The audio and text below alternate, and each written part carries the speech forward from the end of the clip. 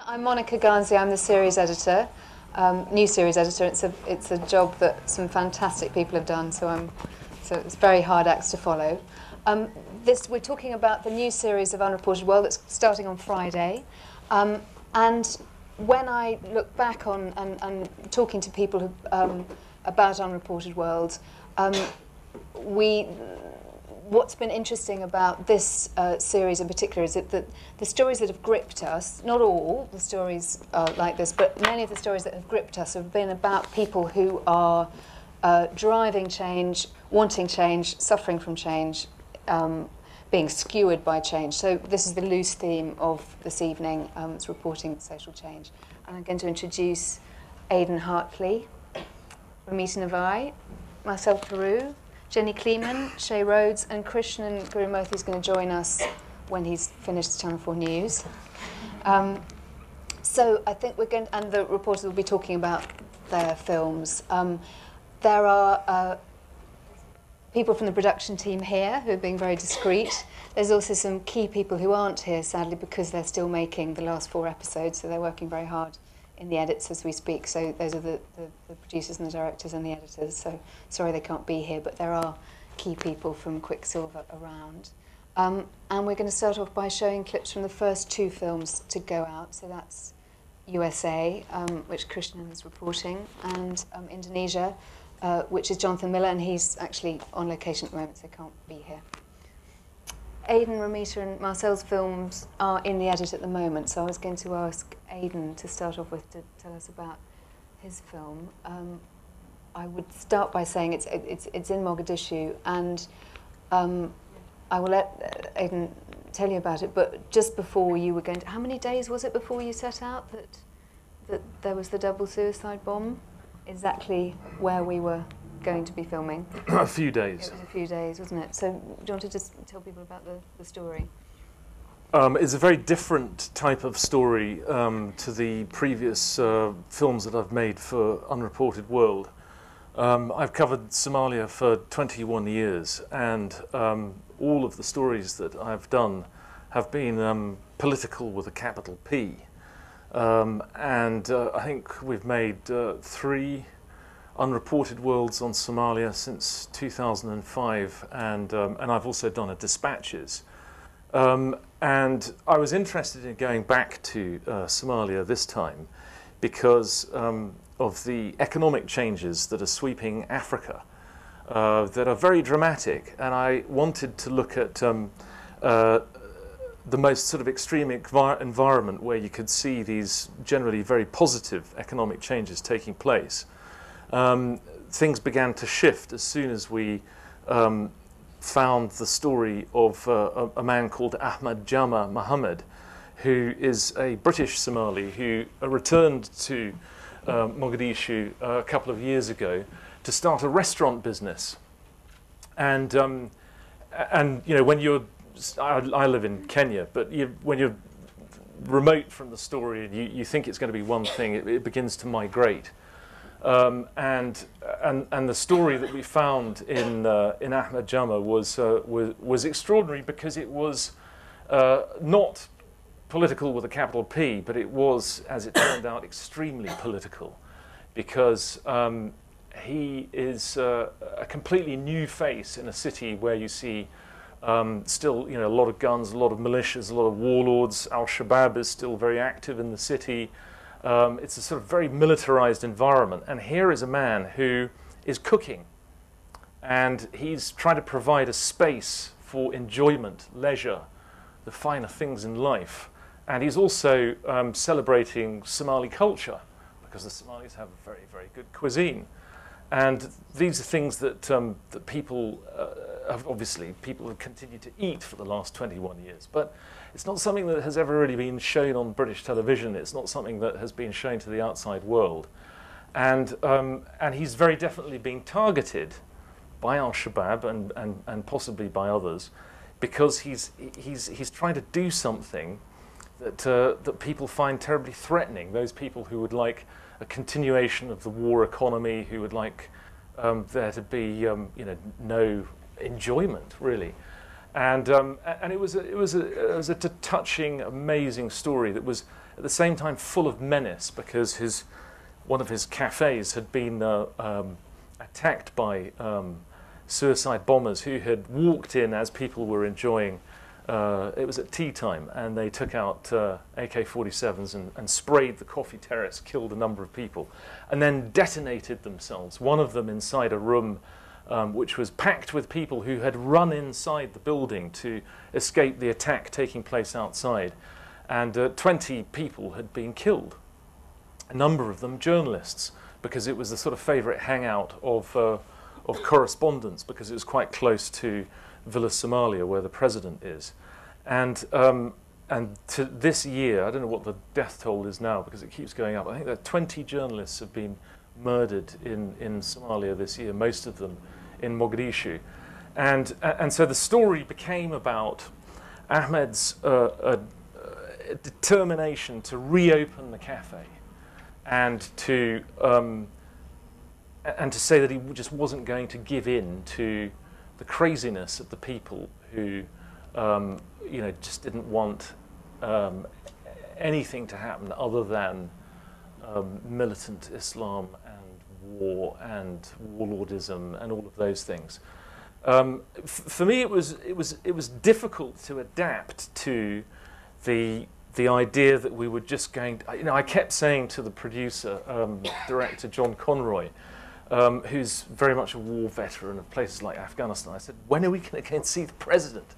Because I want to go and see the president, because that's what I do when I come to Somalia. And we never went to see the president, we just stayed in the kitchen, which for me was an immense education as sort of kind of rather conventional reporter.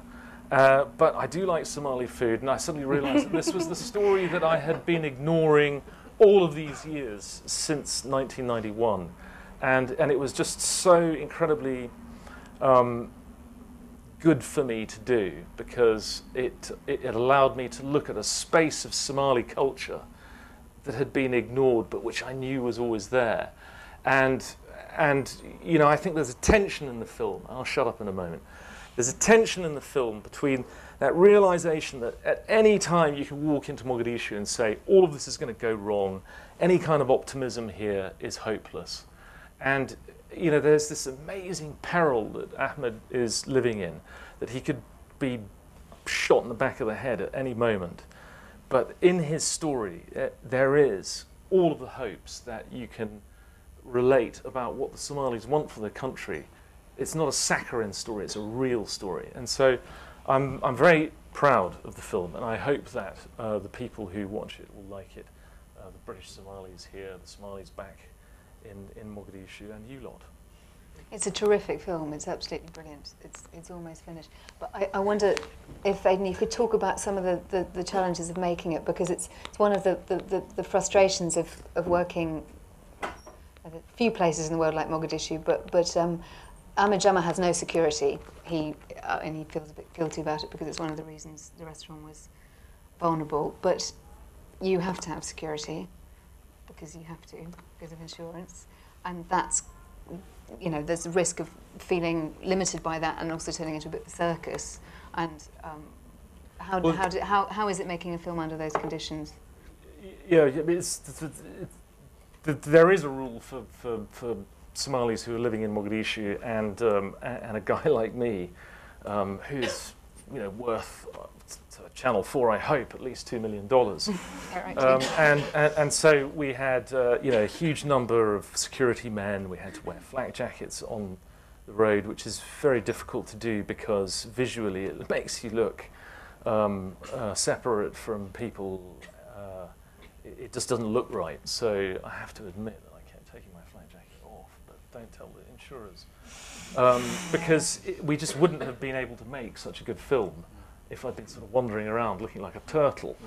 And also I got flu, because when you wear a flak jacket you sweat a lot, you go back into your hotel room, you immediately get very, very cold, and so I had flu for most of the time I was there.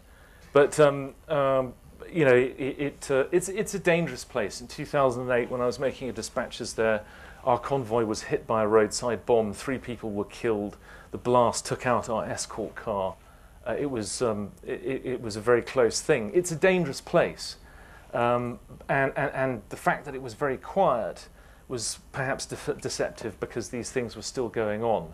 But you know, our focus was trying to not to tell that story and not to focus on the journalist team. Perhaps in Unreported Worlds many years ago, it was much more about the reporter. These films now are much more about the subject, and that for me is a relief. I mean, you just see me sort of 2-second glimpses of me sort of standing, nodding. Luckily, I'm not eating, and I'm not having. There's camel meat on the menu, yeah. which but you know, Ahmed, yummy. you know, holds the whole film, and although there aren't any bangs in the film, you can feel the menace, the incredible peril that this guy is going through, and the fact that we were very scared while filming all of this is neither here nor there. But I think, you know, sort of it comes into the film. You can feel it. You can feel the sense of menace. Yeah, absolutely. It's very dramatic, and he is an amazing guy. He's very brave. So I'm just wondering whether people have questions now or whether we ask them at the end. Does anybody have any questions immediately for Aidan, or shall I move on to Ramita? Maybe we'll ask them at the end. Ramita has been in Egypt.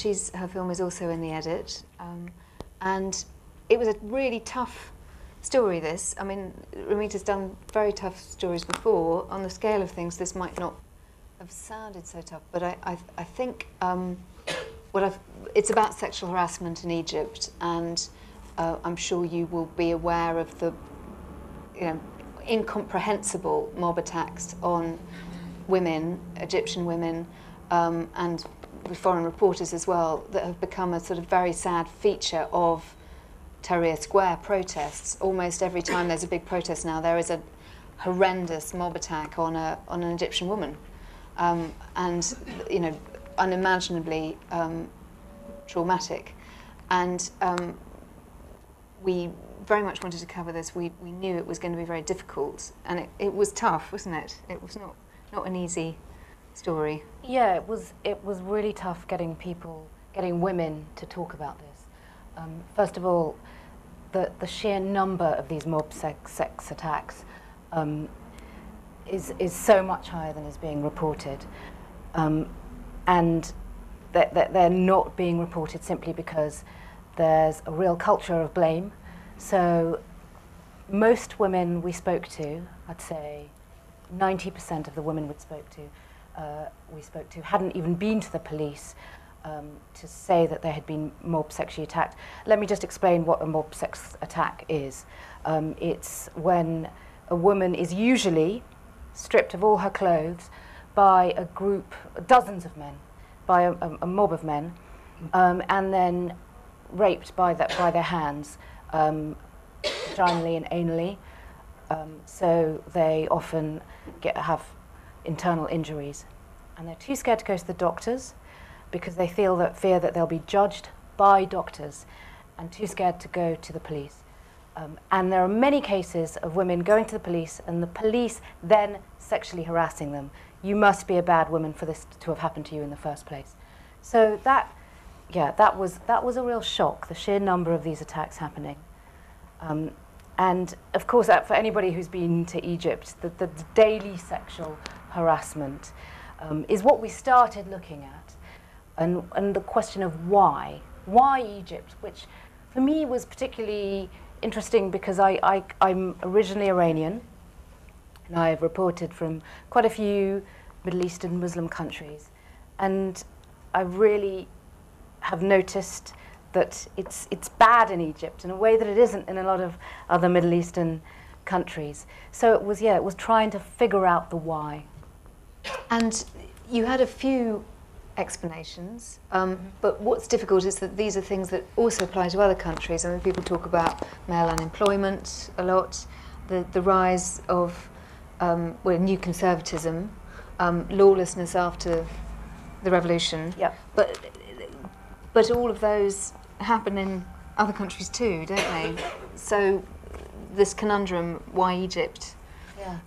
Nobody was able to give us a clear answer of why, and we spoke to some top sociologists, academics, analysts, and yeah, it seems to be this mixture of things. And we mustn't forget as well that Egypt in the 60s was really liberal, and we spoke to people of that generation who told us, you know, oh, we would walk down the street in miniskirts, and of course there's a whole, you know, culture of Egyptian film. So it was really interesting, and there were a few very interesting answers that will come out in the film that we think are really important, and we're really looking forward to getting out there. And you were spending time with young Egyptian women who are trying, without any help from the authorities, to do something about it. They're organising security outfits for themselves. They're mapping. They're doing something called Harass Map. I wonder if you could just tell us what they're doing. Yeah, not just Egyptian women. This was what was so wonderful about meeting these young activists. Egyptian men as well. Yes, and you got a real sense of this post-revolution energy. It's still there, even though sadly, many of these women we spoke to, many of these. Hi, Krishnan. Sorry. Okay. I'll continue. I'll ramble on. So yeah, many of these women we spoke to, and this is the really sad thing, said that they no longer go to Tahrir Square to demonstrate. They're too scared. And Tahrir Square, that was such a symbol of the revolution, such a symbol of, for the first time in so many years, of men and women standing side by side and protesting. For them now, it means being sexually assaulted. And every time there's a demonstration in Tahrir Square, there are these mob sex attacks that are not reported. So it's also it's a spectrum, isn't it, that Egyptian women have to.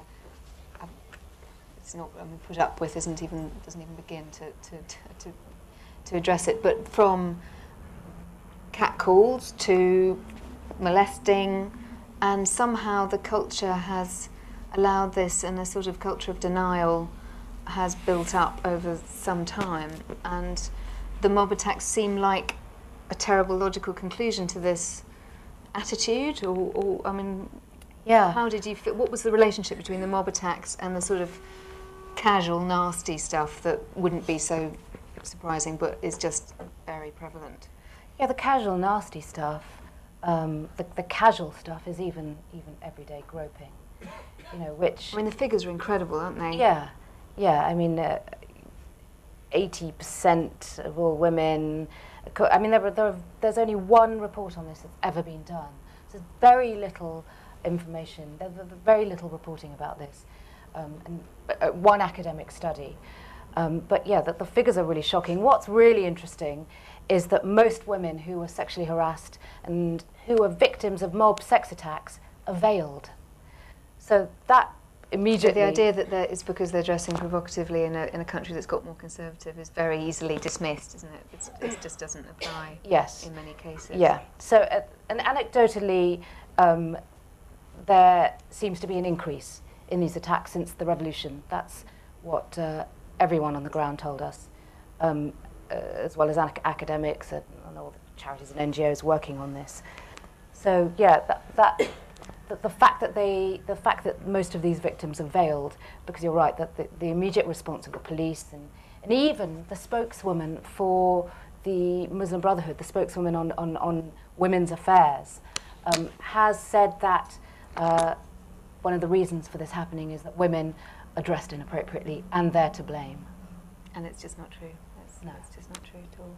Well, there'll be questions again from Ramita afterwards, but Marcel, I wonder if Marcel has just got back from the shoot in Moscow, a film about the...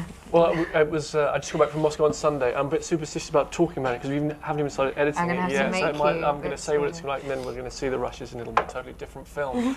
But I'll tell you about the film that I think we just made. We wanted to make something about the opposition movement in Russia. It's probably all lost in the mists of time now, but last December there were these amazing demonstrations in Moscow after the elections that were widely perceived to be deeply fraudulent, and people took to the streets. Tens of thousands of them in Moscow, and it was an amazing time. And I have friends in Moscow, not very political people, who I would ask them, they say, "Oh yeah, I had to go. I had to go. We took a thermos. We had to go and demonstrate. We had to go and show that we're people too. We've had enough." It seemed to be the moment when the infinite patience of the Russian people finally ran out, and they said, "Enough is enough." Of course, subsequent events show Putin still got re-elected, and the wave of protest has diminished. So we wanted to tell the story of who are the protesters, what do they like, what do they want, where have they come from, why now? And in keeping with the sort of new way we're trying to make the Unreported World, we wanted to hang it around a central character, a single central character. And the person we found is, I'm not sure if there's any British equivalent to her, but her name is Ksenia Sobchak. And people say that she's people call her the Russian Paris Hilton. I don't think that's a very good comparison, but I'm still struggling to think. Well, because she's a socialite. For 8 years she presented Russia's equivalent of Big Brother, which someone said that it's called Dom Dva, and someone said that Dom Dva made Big Brother look like a paragon of taste and empathy. But of course, yes, people who work for Channel 4, Big Brother is a paragon of taste and empathy. So she did this for 8 years. She presented this reality TV show, and it made her one of the best known people in Russia. 93% of Russian people know who she is. And the fact that she was in all the tabloid papers. If you go on YouTube, you can find her being hauled out of nightclubs in various states of drunkenness. Anyway, on December 10th, actually it was a little later. It was a subsequent demonstration on December 26th. She had a Damascene moment, and she got out. She stood in front of the crowd. She said, "I'm Ksenia Sobchak, and I've got something to lose, and I'm with you." And actually, she got booed. So it wasn't exactly what probably the reaction she was expecting. The reason she got booed is that her dad was mayor of St. Petersburg and was the political mentor of Vladimir Putin. So on one hand, she's considered to be Paris Hilton, and on the other hand, by the protest movement, she was seen as much too close to the government. So anyway, we spent a couple of weeks kind of following her around, and since then, she has kind of doubled down on her political activism. She's not doing any more reality TV shows. She's presenting a pretty tough political talk show, which she had on state TV, and then it got banished from state TV, probably because its content was too tricky. So now she's in the shallows of a cable channel, and she's going out with another opposition leader. And I have to say, I thought she was mesmerizing. I thought she is someone who really might be a potential leader of the future in Russia, because she does connect to a new generation. And I was amazed seeing her do her show that she, her fans are much younger. They are sort of, social media savvy. She tweets a lot. She's got 500,000 followers on Twitter. She's constantly tweeting about political stuff. She really knows her onions, because as part of her, she was standing to be elected to this new council that the opposition is getting together. This is what they're doing in the absence of mass protests. They're trying to form an opposition, because one of the complaints they got, the government said, "Who do we negotiate with? You're just an amorphous mass of malcontents. What do you want? You're not serious." And so they said, "Right, well, we'll show you." So the opposition have organised their own elections. And since one of the reasons for the protest in the first place was that the elections were so corrupt, the fact that they were able to hold these kind of clean elections off their own bat, organise them, and they were held, it was a form of e-voting, which I didn't know was even possible. Anyway, they did it. They had volunteers, and Ksenia ran for the opposition council, and as part of it they had live debates, and she was really she was very impressive. But this is all taking place against the background of the government tightening the screws against the opposition. And during the time we were there, several of the opposition, the opposition is kind of a broad church. There are more left-wing opponents. There are people like Ksenia who are a little bit harder to classify. There's Navalny, who you probably may have heard of, he's a blogger, a anti-corruption activist, who's probably the most prominent member. They've all been hit with lawsuits or arrested, And just last week, one of the people who was standing for this council attempted to find political asylum and fled to Ukraine, was waiting to get political asylum, and was bundled into a van and wound up back on Russian territory, and then showed up for his police interrogation in Moscow saying that he'd been tortured for 2 days and made to sign a false confession. So there's no doubt that it's a very dark and strange moment for the opposition in Russia. And Ksenia Sobchak herself had her house broken into and had men in balaclavas, armed men in balaclavas broken in June, and took all the money that she had. For some reason she had €1.5 million in her flat. She does have quite a lot of money. Sure why she had so much money, but anyway, so they took all her money away, and so she's feeling the political heat as well, I suppose, is what I'm trying to say. So the film follows her during these elections, That's these right. internal opposition elections, and she does pretty well, actually. Well, I don't want to spoil the story. Well, yeah, it's all relative. But I'm going to move on to the second set of clips now, which is Shay's film and Jenny's film about Dominican Republic and India, respectively. So Karishma at the end, lovely girl, really very sad story, and we'll ask you about her. But first of all, just more generally, it was a clubbing. They'd interpreted it, there's clubs, Indian versions of them, but they're not a million miles from what happens all over the world. But it was a particularly Indian crisis, wasn't it? It was. I mean, in India, there's, of course, massive economic change, which we all know about. And there's social change as well, but the social change hasn't quite kept pace with the growth of the economy there. And so you have some very rich people, and I guess Nisha, who you saw there at the beginning, Nisha is a former Miss Mumbai. She's married to the son of a Bollywood star.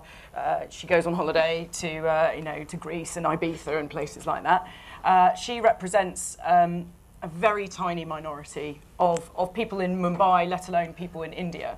And these are the people who can afford to go out to those clubs. The club, the Blue Frog, that I went to, a cocktail there costs £11, which it would take... London prices. There's London prices. It would take the average person in Mumbai, it would take them 3 weeks to earn enough money to pay for one of those cocktails.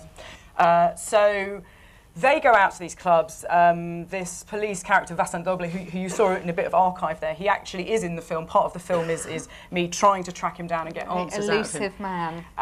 Elusive man who seemed to love the camera but didn't have permission to talk to me. So he kind of let me film him a lot, but whenever I asked him questions, he said, oh, no. But we did And it's not clear still yet whether it was a... he just liked the limelight. I mean, he was quite a prominent policeman who became very famous for doing these high-profile raids, which were very popular. Yes, I think with some. I think there's a lot of corruption in the Indian police, and I think the general consensus was that Vasant Doble wasn't corrupt, and in fact that was the problem, was that he was uncorruptible. So these bar and club owners couldn't pay him money to stop him from leading raids on the premises. And when these raids happened, people would be rounded up, they'd be forced to give urine tests, maybe blood samples. But the thing that was really shocking was that he allowed local journalists to film the people being rounded up, and quite often he accused all the women of being prostitutes just because of how they were dressed. And as you can see, in India, that really ruined people's lives. So I guess for me, the thing was, there is this social change happening in India. The very rich are able to enjoy it. And then, meanwhile, you have the millions of people, and these are the people who go out to vote, the kind of ordinary Indians who aren't super wealthy, who feel very threatened by Western influences on Indian culture and people going out drinking, particularly women going out drinking and women being dressed in an immodest way. And then in between, you've got people like Karishma who don't have the money, but really aspire to this Indian dream that you can come to the bright lights of Mumbai and get a job and work very hard, and you might get discovered and be in a Bollywood film, or you might, you can rub shoulders with people like Nisha. And those are the people who've also been caught up in these raids. And there was also the call centre workers who weren't allowed to talk to us because they've all signed gagging orders with their British firms. Yes. But they all go out and want to have a drink at 4 in the morning because that's when it finishes because of the time zone. And they can't. Absolutely. Now, Doble it's is a total making that 24-hour city, but now, I say in the film, India is a place where punctuality isn't that important generally, but when it comes to the closing time for clubs, they all close on the dot at 1:30 because they do not want to do anything that will risk breaching their licence that would give this particular policeman an excuse to come and visit them. But the whole process of getting licences is completely, it's a kind of Kafkaesque process. You have to have a licence to have a neon sign, a licence to have an air conditioner. I think there are something like 42 different licences you need to run an establishment. You need to have a cabaret licence to have a DJ, and the DJ has to have a licence to play. So it's a very They can get you on anything if they want to. They can get you on, exactly. And the thing is, in the past, they haven't got you on anything. I mean, there's a law dating back from 1949 that says if you drink in Mumbai, and this is the kind of the party city in India, the kind of, it's where Bollywood is based. If you want to drink in Mumbai, you have to have a drinking permit, a piece of paper. And this was originally designed to allow the medication of alcoholics so that they could get a drink if they needed to, and they'd have a doctor certify them as an alcoholic, so they'd have a drinking permit. And this hasn't been enforced for decades, and all of a sudden this year, the police started rounding people up and saying, in bars and clubs like the Blue Frog, and saying, do you have a permit? You don't have a permit, well, you're arrested. So it's about the decision to suddenly enforce these very outdated laws now and to selectively victimise certain groups. The wealthy people feel like they're being victimised because they're wealthy and because there's a lot of resentment in India. But I think the conclusion that we came to was that ultimately this was all about winning votes, and those wealthy people, whilst they might have columns in newspapers, and they're the ones who can speak English, so they're the ones who can talk very fluently to foreign journalists, they don't vote very much, and even if they did, there aren't that many of them in the world's largest democracy, and it's actually what the wider masses think. And the wider masses thought that Vasant Doble was a hero. I mean, I went into Dharavi, which is the biggest slum of in the world. It's the biggest slum in Mumbai, and spoke to some people, and they were describing him. They said he was dashing, this police officer. Vasant Doble is a dashing man, a hero who's upholding Indian values. So it was very interesting. It was very interesting to see how it's about the pace of social change, I guess, that you have a country that's changing so rapidly, but then not all the parts of it are changing at the same time, and not all the constituents of that society are able to enjoy the benefits of that change, and some feel very threatened by it. Great, thank you. I'm going to go to Shay's programme. So it was, I don't know how much people know about the Dominican Republic. I didn't know very much, but we know that it's not Haiti, and we found that you found that it was incredibly Americanized. Very obviously they've been playing baseball for a long time. That's not a new import, but the degree to which it matters to them was extraordinary, wasn't it? Yeah, it was. I was quite amazed. I think the Dominican Republic it's not so much. Baseball isn't their national sport, it's their only sport. That's really is the only thing that they play. And as a result, everything is geared towards baseball. If you're a good sportsman, then your ability is judged on your baseball abilities. And I did meet tennis players, for instance, who always felt that they were never very good, and yet they're one of the best in the Dominican Republic, which doesn't really mean anything because they weren't very good at baseball. And we should explain this anomaly which has resulted in this market in 16-year-olds, because, Shay, do you want to just say how the laws have made this happen? So basically, in America, for a team to sign a player in America, he has to be 18 or 19. He has to have graduated high school. He has to have a high school diploma, is what the rule is. You could do that at 16, but most people do it at 18 or 19. Whereas in the Dominican Republic, you can sign a contract at 16, which means that there's this 2-3 year gap during which American teams are looking at, for each generation, American teams are looking at the Dominican players. From 16 up until about 18. Come 18, the market widens out, and suddenly there are thousands of American kids who have just left high school, and suddenly they're much less interested in the Dominican players. But being able to sign a player at 16 is a miracle. I mean, for a baseball team, you can develop a talent at 16, someone who's really good at baseball. You can get him by 18 to the stage where you can be guaranteed that as a team you're going to make thousands of this kid. You can move him to this team or that team or the other team. He'll play well, people will come to watch him, and you'll make a lot of money. By the time they're 18, 19, it's a lot harder to guarantee that you're going to be able to create that.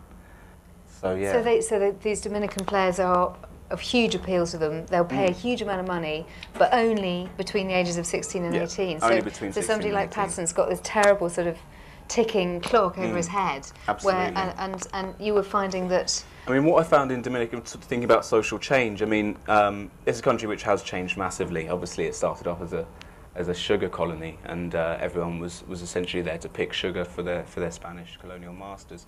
And there's been this huge change which has moved, but in many ways it's kind of become, without meaning to be rude, it's become a colony of America in that way. And so all their main products, I mean, most of the sugar that they sell is sold to America now. They've only recently started selling things to the EU, and to them that's like a miracle, amazing, we can sell sugar to somebody else. And so the Americans don't have quite such a monopoly over us, but they do have a monopoly over pretty much everything else out there. As a result, you know, particularly for very poor people, this notion that you could become a baseball player, and we're not just talking about the people who earn millions in the major leagues. The average salary is about $3 million, but to a Dominican, the idea of earning $1,000 a month in the lower leagues is also pretty attractive. So yet they were one of the themes. I mean, probably when you watch the program, was the trainers encouraging these young players to turn down offers. So the teams were offering 50 grand, 60 grand, and the trainers were making these kids say no. Now, it probably is good business sense because they need to keep the price up. Yeah. But it's very, very difficult for those kids, isn't it? There are a lot of competing interests in Dominican baseball. There's the trainers who only get paid once. They'll train a kid up from when he's 12, 13 until when he's 16 and he can be sold on to an American team essentially. But that's their only payment they're going to get. This kid, if he goes on to make millions, well, he'll get paid every month, won't he? But the trainer is looking at this one big payday. When the child signs with an American team, they'll get a big signing on bonus. It's the only big payment they'll really get until they make a name for themselves. And that's where the trainer will get a cut of that payment. So he's looking to make that payment as high as possible, and they'll go to any lengths to make sure that happens. They'll encourage children to lie about their age. They'll dig out a fake birth certificate. They'll find a cousin or a Haitian boy who's roughly the same age and looks similar, and put his passport or birth certificate up. They'll even pump the kids full of steroids and other performance-enhancing drugs in order to get them looking really good at 16. The truth is, by the time they're 17, they'll have probably injured themselves because you do enough steroids and you will burst a muscle, you'll pop something and you'll never play again. But these trainers don't really care because they get one payday.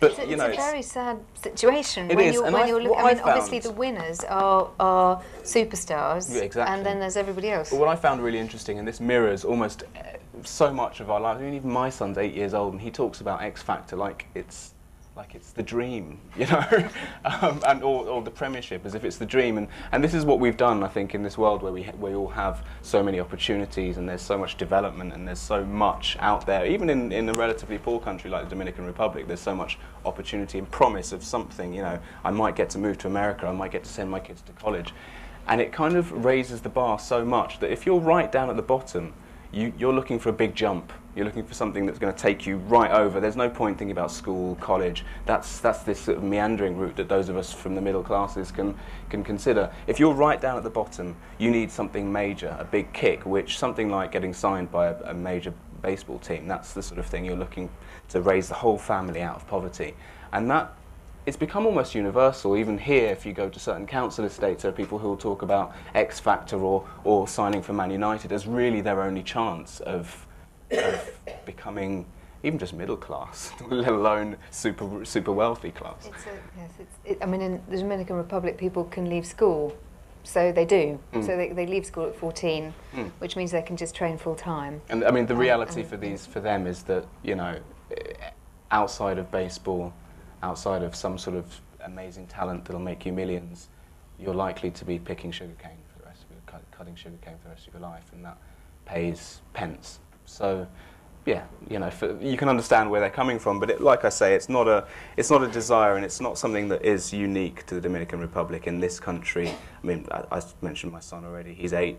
He's just got into that division of football where he plays in the park on a Saturday and Sunday, but I've already had scouts talking to me about him. He's an 8-year-old child, and this is perfectly normal. His team are now at that stage where if they're going to be footballers, now's the time when it becomes obvious, and now's the time when everyone starts talking about it. Now, if I had absolutely nothing and didn't have hopes and aspirations for my son, for instance, to go to university or become a professional, then yeah, that would be a very, very attractive option. And if dropping out of school at 16 the thing about this film is, I think it's really, you know, it is Dominican Republic, but you can really, God, you can identify with those kids. Totally. It's just, you know, it's, I mean, it's you know, the idea of earning a $3 million million a year salary is attractive to all of us. So no, it's a super film. It's really super. It's going out third in the run. Now Krishnan has joined us. So you've seen that he had a bit of a lambasting. Out I don't know which bit you've shown actually. We've shown the bits. Well, Mr. Don't trust the liberal media. Don't trust the liberal media. And Joyce saying that it was people like you that made Americans want to have a revolution. So that's a good start. Do you, first of all, the impact on the election, if Romney loses, is it their fault? If he wins, is it their fault?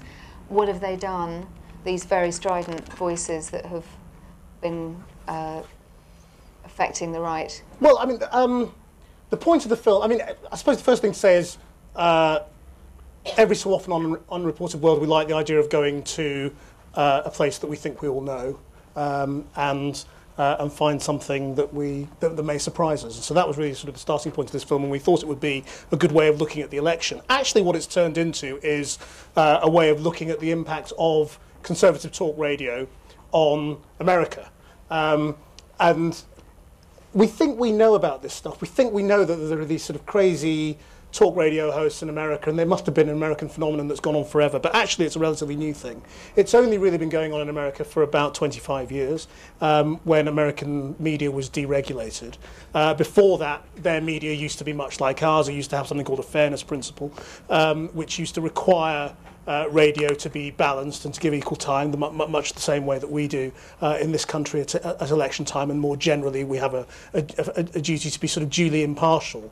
So we wanted to know what is the impact of this media that is growing, and it's such old technology. You know, it's on AM radio stations across America, and in this world where we're now dominated by social media, internet news, websites, and all the rest of it, how is it that this old technology of largely kind of old people on the radio, on old technology being listened to by millions and millions of Americans, what is the effect of that? And are they changing people's minds? Are they converting the floating voters? Because obviously this is an election, like most American elections now, where it's decided by a very, very small number of people in a handful of swing states. So we went to a couple of swing states. We went to Florida, we went to Colorado, which are both sort of, you know, two states that are very, very difficult to call. We also did some filming in Washington at a conference where you saw the guy from the Media Research Society, I think they're called,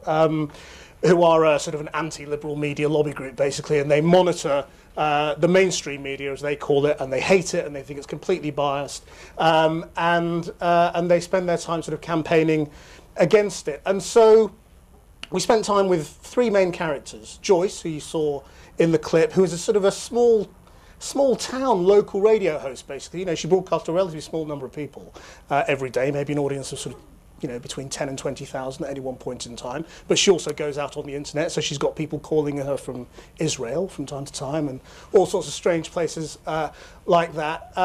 And she is she's an amazing character. She's been doing it for 20 years. She's a former psychologist, former teacher from New York, former actress. She is armed at all times. She's a sort of Tea Party Republican. So she's an activist. She goes out to political meetings at the weekends and tries to get people riled up. So she's an absolute sort of heartland, sort of Republican activist, telling people to vote Republican very, very openly, and that's a very weird thing for me as a broadcaster. So the film is a sort of it's a weird culture clash of me with my "you must be impartial, you must be balanced" head on, going into this strange world where they just say what they think, and not only do they say what they think politically, they will be as offensive as they want about all sorts of issues. The big theme is anti-Islam. Yeah, I mean, we arrived at the time of the uprisings or not uprisings, the attacks on American embassies in the Middle East. So that was dominating the news agenda. And the way it works, if you like, in the conservative media is that there's sort of an echo chamber effect. You know, there'll be a reaction to whatever's going on that you might hear on the breakfast show or on Fox News Channel. That will get repeated by a lot of the sort of the small talk radio hosts. You get the same sorts of arguments being echoed all around this area of the media, which is listened to by a lot of people, 50 or 60 million Americans listening to talk radio all the time. So it's a very, very powerful force in theory. And most of the hosts are conservative, and most of the listeners, or not most, but a majority of the listeners are also likely to be Republican voters. And so what we found was people were talking about Islam in particular and the Middle East in a very, very shocking way, in a way that you just wouldn't really be able to broadcast it in this country, because it was, you know, it would be regarded as pretty close to incitement and hate speech. And one of the characters who we filmed is a man called Brian Fisher, who's from a Christian right radio station based in Mississippi in the Deep South, who we met up with in Washington at that conference and also went to his base in Mississippi, is part of an organisation called American Family Radio, and they have been accused of being of hate speech by a civil rights group called the Southern Poverty Law Center. So the language is very, very strident, very, very out there, and they believe that they are reinforcing, strengthening the views of their audience. So it's a completely different sort of broadcasting culture. So this is a film sort of about broadcasting ethics, broadcasting culture, and the impact on America. If you go to America at the moment, it is incredibly divided. The temperature of the political debate is angry. Is very, very polarized, and these are the people who are winding up their side, and so we wanted to know, are they making it more angry or more polarized, or are they just sort of preaching to the converted and strengthening people's views at home? And I think what you see is. Or what we found, is that you sort of just hear a lot of the same arguments. You imagine those arguments being bandied around kitchen tables and pubs and restaurants, and a lot of people sort of talking to themselves, which I found pretty sort of horrific as a broadcaster, because what your biggest fear as a broadcaster is just talking to people who agree, with one side, or just think one thing, and not really talking to a broad spectrum. So it's a completely different way of doing the media. And they were fascinating in the way they reacted to you, weren't they? I mean, they all thought you were left-wing. And do you think if you'd been interviewing left-wing ones, they would have all thought you were right-wing, then you would have been doing your job maybe. right? We also went to a liberal talk radio host as well in Denver, very much the minority, and he's a sort of a lonely guy. He's sort of the only one on his station, and he says he feels like a circus act, sort of wheeled out to be the token liberal. But I mean, their approach to us is, we know that you all claim to be unbiased, that you claim to be balanced, that we know that you get complaints from left and right, but in truth, you're all biased. And if you are from the mainstream media, you must be a left-winger, and that is their default belief, and they're not really open to persuasion. That there is another possibility. Did you? I mean, sometimes they. What was the best question they asked you? Because they're not stupid. These broadcasters. They're pretty. I thought sometimes they got a bit of a body blow in there actually. Well, I mean. There is a basic truth to what they're saying, which is, of course, you have your own opinion. And your own opinion is going to be somewhere there in your own broadcast. So they weren't asking me questions; they were making points, really. And that's an undeniable truth that we've all got our own reactions to things, to individual circumstances, and they will come through in your scripting or your questioning or whatever it is in some way. But what they don't get is the culture we come from, whereby you have to mitigate against that, and that you have to look at the other side. You have to make yourself look at the other side. And I was trying to sort of say to them, but you see, it's not just me. If I write a script, I've got you know, on the news. Then I've got an editor, and I've got an assistant editor, and then the big boss. They'll all look at the script and go, "You can't say that," or you know, or what about the other side? Don't you think you should mention this? And there are lots of factors in the way we do the news here that will make sure that we try to be as balanced as we possibly can. But their basic point, which is that you are human, you have opinions, is hard to argue against. You know, they've got a point, and their argument is at least we're honest about our bias. You pretend to be unbiased. You pretend to have no opinion. We say up front we are left wing or right wing, and then we'll give our, you know, and then we'll give you the facts, and then we'll give you our interpretation of the facts. That's quite a seductive argument, but the trouble and the thing that we explored in the film was the extent to which they give you the truth, and the extent to which they give you the facts, and the extent to which actually they straightforwardly lie. They only give you half the truth.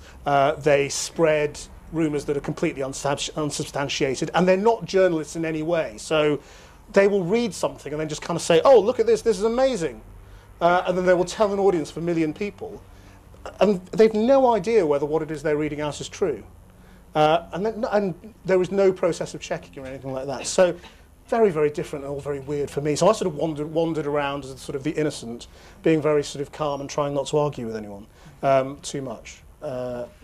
Which is quite hard, but well, they were frustrating. Yeah, But it's really fun, and probably the first Unreported World in which the reporter got to play golf. So yeah, I had a really hard time on this film. Well, it's on Friday, and it's a really interesting way to kick off. So I think we've got 10 minutes for questions for any of the reporters. Should we start over in the second row? First row? Hello. Well, thanks very much for the series so far, and I'm looking forward to the new one. I just want to explore what happens when the cameras stop rolling. And Aidan said, first thing he said almost was, "I really wanted to speak to the president." And whilst you were happy in the kitchen, you know, getting fed or whatever, I wondered whether there was a bit more of a story to tell post-production, post-broadcast about follow-through. Is there an after-story on some of them? Perhaps not on all of them, but is there a follow-through? Not campaign so much. I understand the difference between journalism and campaigning, but some of this stuff is really big, political, serious stuff, and it must be hard to just kind of close the book and go to the pub.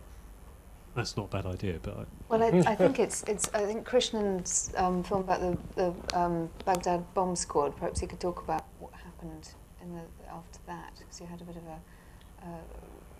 quite a big viewer response to that, didn't you? And yeah, I mean, well, in terms of sort of the response to Mohammed,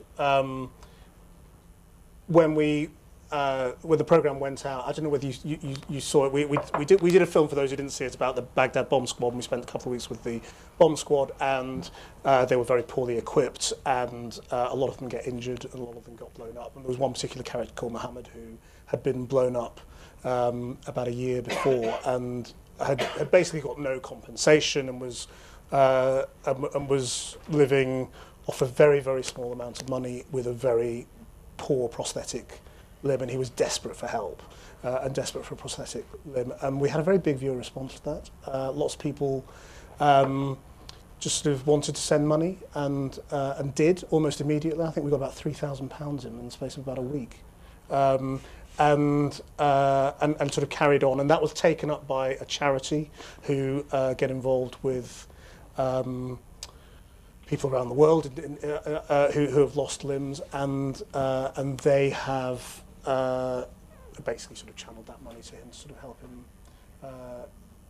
basically source his life out and get help with. So that's the sort of aftercare, I guess we call it. And then Aidan, you had extraordinary response to your Sudan film, didn't you? From a government figure. The last film I made was about Nuba Mountains. It was called Terror in Sudan, and there was an amazing response from viewers because they wanted to see what they could do to help the Catholic-run hospital in the Nuba Mountains that there were some pretty shocking scenes from, and the Diocese of El Obeid, which apparently is the biggest diocese in the world, They've shown the film to the State Department and all sorts of people who might give assistance, humanitarian assistance, to the Nuba Mountains, and so there was quite a lot of that sort of stuff. But I think the point about this film about Somalia is that I'm slightly uncomfortable about becoming a sort of fundraising arm of the NGO community. The power of the film has to stand by itself, and I think that what I really enjoyed about this Mogadishu film was that perhaps we might be telling and reflecting a truth about Somali society that we as foreign correspondents hadn't necessarily done previously, because we've always been so obsessed by worthy political causes. And that perhaps what we were trying to do was reflect what life, as the Somalis might see it, would be. And the biggest positive reaction that I can have is that sometimes when I'm walking through London, a British Somali will stop me and say, no, stay there. Take a picture of me. I want to send it to my mum. And I'm not a celebrity in many places in the world, but in Mogadishu, actually, quite a lot of people have seen my films. And if they come up and punch me, I'll know that we've done a bad job. But if they come up and say, as they have done with some of the previous Unreported Worlds in Somalia, you actually told something about our country that is real, then that will be my measure of success. And I think they were quite perplexed. They kept saying, but don't you want to go and see the president? Why are you making a program about a chef? Because, of course, everyone has become so used to this politics over the last 20 years. And I grew up in Kenya, where every day we would have to listen to state radio, and it would always play Dolly Parton. And it became incredible. And I think that people who lived in the Eastern Bloc also had this before changes there. That it gets to the point where you really need freedom from politics. And when FM radio came into Kenya, it was a huge celebration of something that was just non-political. And in it coming into the country, it became political. Now, this is a different thing, but for somebody to be able to go and have a cup of coffee, and for women were sitting there smoking. And this just seemed to be an incredibly revolutionary act in a country that only a year ago had banned bras. And did you know what I mean? I mean, it was just a really extraordinary moment to be there. And so I sort of felt very much that this was the film to make at this moment in Somalia's history. It's very interesting, that, if I can just say what Aidan's saying, this dilemma about are you a fundraising arm of the NGO community in documentary making is a really core one. And there are obviously documentary makers who desperately want to provoke the kind of reaction which sees people sending in loads of money. There's a whole sort of genre of them. True Vision make amazing documentaries about children around the world, and at the end of all of their documentaries, people send in loads of money, and those children's lives tend to be transformed in some way. And that is a measure of success. But I suppose you've got to kind of think from the outset what kind of reaction you want to provoke when you're making a film, and therefore what kind of film you want to make. And I think also, just for me, I would much rather, I mean, although it's great if people want to give money after seeing films that I've made, I would much rather that people actually want to be engaged on a deeper level, where they're actually writing letters to William Hague, which I know happened a lot after your Sudan film, Aidan, that there was pressure on him actually getting involved and taking action that way rather than just giving money, because I think we've all got to a stage now where we feel we can kind of divest ourselves of any kind of responsibility just by giving money, but actually to change things you have to do more than that. Absolutely right. Next question. I'm quite interested in the way in which the programme is changing. A few years ago it had a very strong identity, a kind of house-style reporter over the shoulder into a danger zone. Last year you went through a number of changes. Now it seems even more changes. You've talked about finding a character whose story to tell. You're talking about a film in a restaurant. So what is motivating these changes? Is it an attempt to reach a wider audience? Who's driving the changes? I think it's absolutely a collective feeling that you can only do so much in 24 minutes. And there was a big feeling that we wanted to get to know the people we were filming better, both as programme makers and as reporters and for the viewers, and that actually the wonderful places that people end up in and the people they meet, you need to make the space and make the time to spend the time with them to get the viewer to understand their perspective and to get that different perspective. They may be chefs, they may actually be politicians, as Marcel was saying. I don't think there's any restrictions on who they are, but it's just trying to prioritise those documentary skills as well as the journalism. I don't think it's either or, I think it's both, and I think that's how we all feel about it. Yeah, I think there's a lot of different approaches to the subject, or to the way of basically to making films, and you can kind of try and create a revolution with every film, or you can try and be part of social change, which I see as much less revolutionary, much more about chipping away.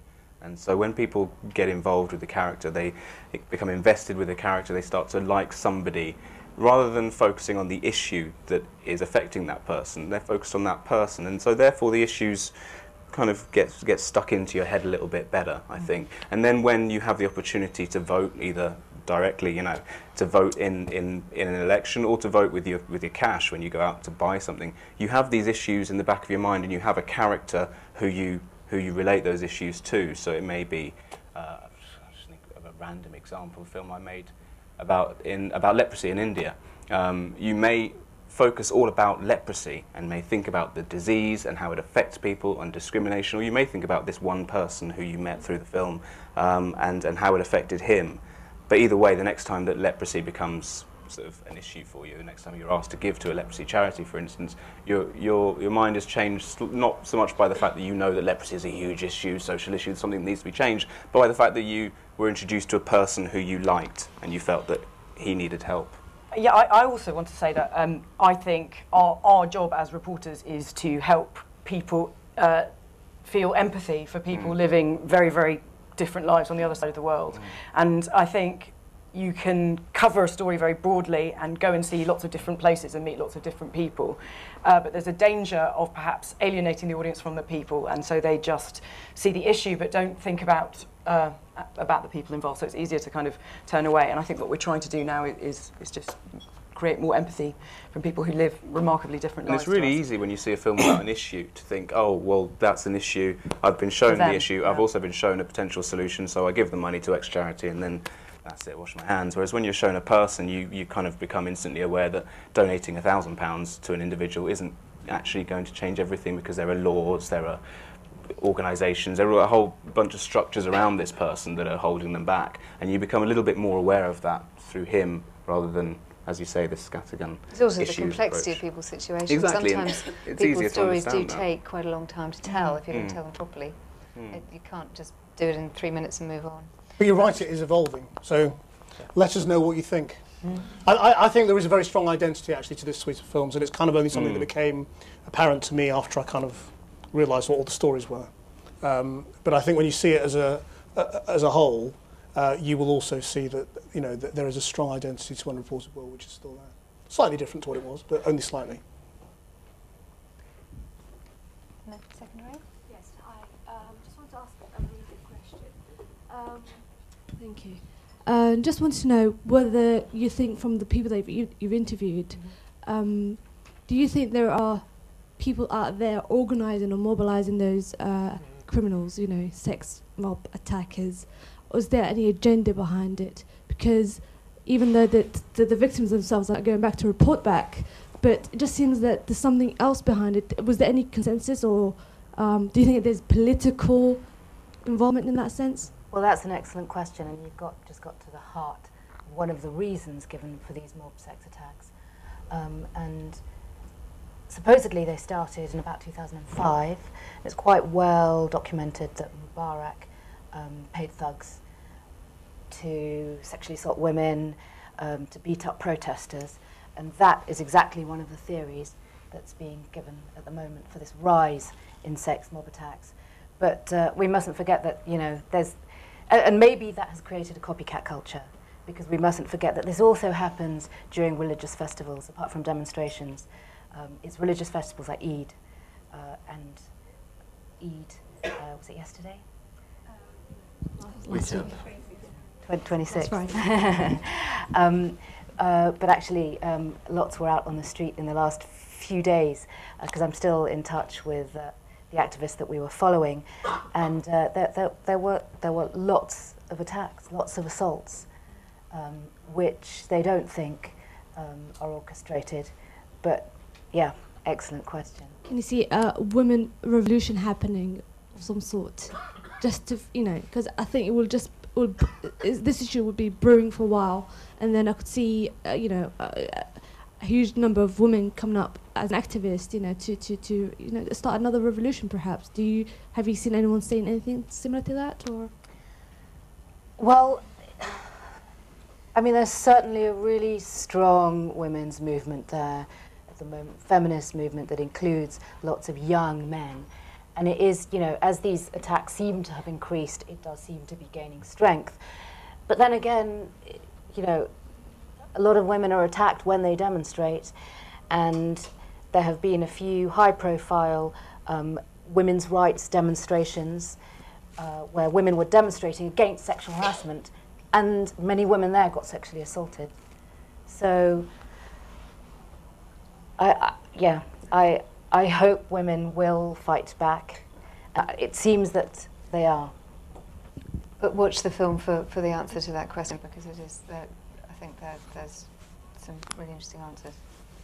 So I've got time for one more question. Somebody, I can't see your face, but there you are. You can see a hand. This is for any of the panelists. Just in a project like this, how does the news gathering process work? Like, where do you start, and then at what point do you identify your angle and follow it up? Marcel, do you want to answer that? That's a really good question. And it varies. I'm going to give you a really fudged and terrible answer to that. It varies. You get a general idea of what you're trying to do, and then with this series, knowing that I wanted to do the Russian opposition, I wanted to identify the character that I thought that would give us the most interesting journey, really. And it kind of relates to what this fellow gentleman was asking earlier. Is that I think what we're trying to do is sharpen the storytelling in Unreported World, and so the news gathering, and we don't want to neglect the fundamental journalism, and we want to reflect the truth of what we find there. But we're trying to offer. It's to do with storytelling, I think, and that's about being involved with the character. I think that's what our story ultimately is.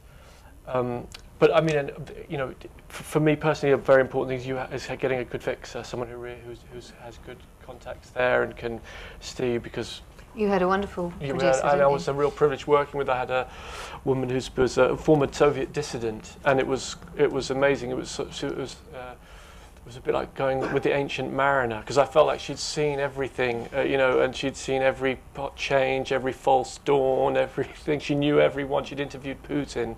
So it was a real privilege working with her, and it's when you get a fix like that, your job is much easier than someone doesn't know what's going on. Yeah, in many ways, I suppose the gathering process hasn't really changed. What's changed is how you approach each story. So you might have looked at something and gone, well, that's a huge story, which says a lot about the country, and there's a lot of different ways that I can sort of show this issue. Whereas now you're looking at it and going, well, is there somebody? Is there a character? Is there somebody strong who I can latch onto, and then through them discover whatever? I think in the past we would think, where could we go to show this? And now it's like, who could tell us about it? Who can we find? I think we're out of time, but I think everybody's going to be around for a bit more. Thank you very much for coming. So the series starts on Friday, and there's a tweet address up there. Do talk about it, and really look forward to hearing your reactions. Thanks very much.